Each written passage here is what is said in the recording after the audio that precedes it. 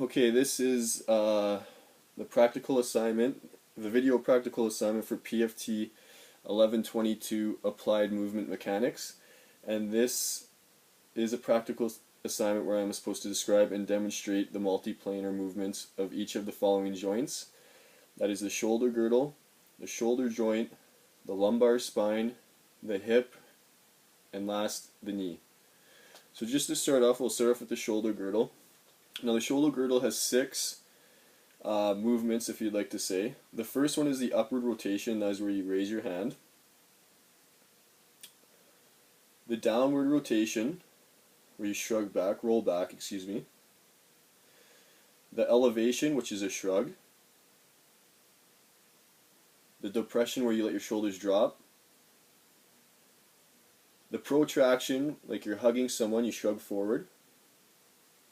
And the retraction, shoulders back, chest out. Now the next for the shoulder joint, we got a flexion where you come forward, palm out. You got the extension back. You also got the the flexion forward and the extension back like this as well. Next you got abduction, up, and then adduction back down. Now also when you have your your arm at a 90-degree angle next to your torso, you got the lateral rotation out and the medial rotation in. Now for the lumbar spine, you have 3 movements. You got the full extension, and then you got the flexion. Again, extension straight up, flexion bent over. And next you got the left and right bending.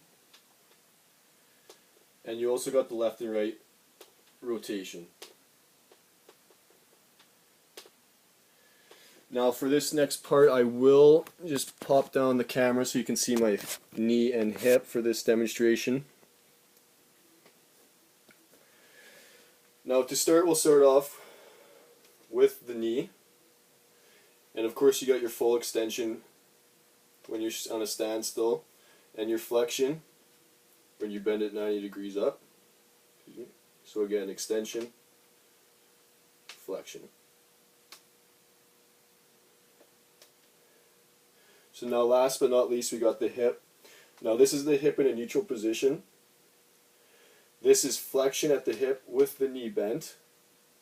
And of course if I straighten this leg straight as if I was laying down, that would be flexion with the knee extended. You also got the hyperextension backwards. You got the adduction in and the abduction out, or I guess that would be out this way. You got the external rotation, so up, and also the internal rotation, up and twist.